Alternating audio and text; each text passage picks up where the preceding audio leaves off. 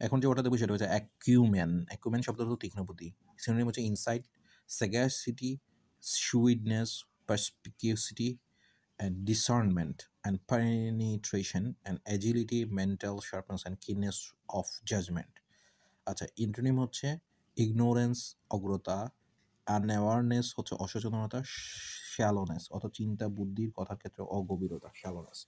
তাহলে অ্যাকুমেন, অ্যাকুমেন শব্দ হলো তীক্ষ্ণ বুদ্ধি, সেটা হচ্ছে ইনসাইট অর্থ অন্তর্দৃষ্টি, শুডনেস অর্থ বিচক্ষণতা, স্যাগাসিটি অর্থ বুদ্ধির প্রখরতা, এক্সটিটিউটনেস অর্থ বিচক্ষণতা, পার্সপেকিসিটি শব্দ অর্থ বিভিন্ন জিনিসের ভালো মন্দ প্রবৃত্তির বিচার বিবেচনার ব্যাপারে সূক্ষ্মদর্শিতা, ডিসার্নমেন্ট কোনো কিছুর ভালো মন্দ এই প্রবৃত্তির পার্থক্য বোঝার ক্ষমতা, পেনিটেশন শব্দ অর্থ কোনো কিছু দ্রুত অনুধাবনের মানসিক তীক্ষ্ণতা, অ্যাজিলিটি ক্ষিপ্রতা, মেন্টাল শার্পনেস শব্দ অর্থ মানসিক সূক্ষ্মতা, কিননেস অফ জাজমেন্ট বিচার করার সূক্ষ্ম জ্ঞান।